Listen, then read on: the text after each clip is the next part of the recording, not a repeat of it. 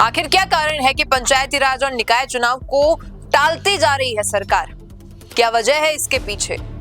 क्या इससे फायदे होने वाले हैं सरकार को और किन फायदों के लिए सरकार ये सब कर रही है? आज इस वीडियो में इन सभी चीजों पर हम चर्चा करने वाले हैं। नमस्कार, मैं हूं अंकिता और आप देख रहे हैं द फैक्ट इंडिया।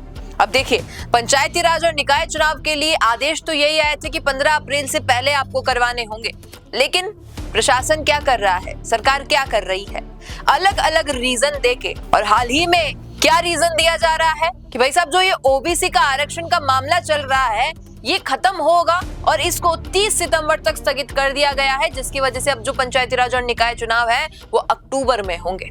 यानी कि अप्रैल से सीधा अक्टूबर, मई, जून, जुलाई, अगस्त, सितंबर 5 महीने और एक्सटेंड कर दिया और अक्टूबर तक अब चुनाव का इंतजार करना पड़ेगा, क्योंकि कई ऐसे लोग हैं जो इंतजार कर रहे हैं पंचायती राज और निकाय चुनाव का। ग्रामीण क्षेत्र हो या फिर शहरी क्षेत्र हो, लोग एक स्ट्रेटेजी बना के बैठे हैं कि हमें चुनाव लड़ने हैं, ये सब तैयारी करनी है, इस तरीके से हम उम्मीदवार बन के आएंगे और ये टिकट अपने नाम करेंगे, ये कुर्सी अपने नाम करेंगे। लेकिन सरकार काफी समय से अलग अलग बहाने, अलग अलग रीजन देके इन चुनाव को टालती जा रही है और अब टारगेट इसलिए हो रही है सरकार क्योंकि जो विपक्षी नेता हैं वो साफ तौर पे कह रहे हैं कि भाई साहब 2 साल से जो इनकी परफॉर्मेंस है वो दिख रही है हमें, और वही परफॉर्मेंस जनता को भी दिख रही है। अब ये लोग नहीं चाहते कि इतने अचानक से पंचायती राज और निकाय चुनाव में ये हमसे हार जाएं, इसलिए इसे स्थगित करते जा रहे हैं इन्हें, ताकि कोई मौका मिल जाए और थोड़े से जो चुनाव के रिजल्ट हैं वो बदल जाए।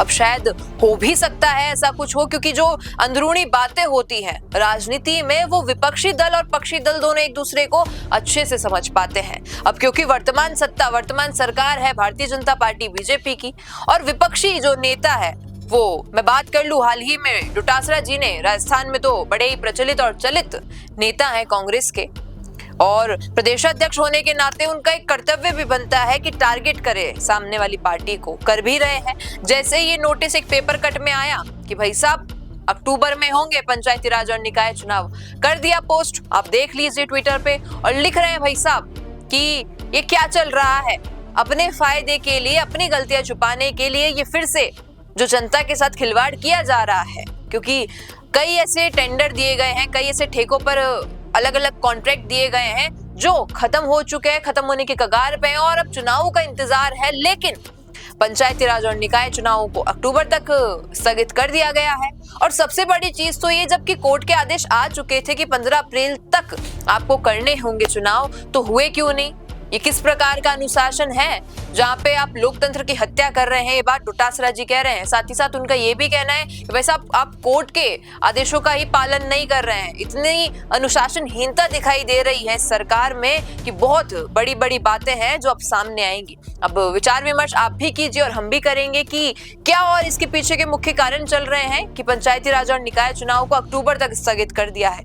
क्या कुछ कहेंगे इस पर, बताइएगा कमेंट में। रुकिए और जरा ध्यान से सुनिए। क्या आप हमारी इन खबरों से अपने व्यापार को भी बढ़ाना चाहते हैं? तो आप भी खबरों के दौरान इस तरह के एलिमेंट्स पर अपना विज्ञापन दे सकते हैं, या फिर ऐसे खबर के 1 मिनट बाद अपना पूरा विज्ञापन डलवाएं, जो कि 8 लाख से ज्यादा सब्सक्राइबर्स और फॉलोअर्स वाले द फैक्ट इंडिया चैनल्स और पेजेस से राजस्थान के कोने कोने में पहुंचेगा, और इससे आपका व्यापार, ब्रांड सब कुछ बढ़ेगा।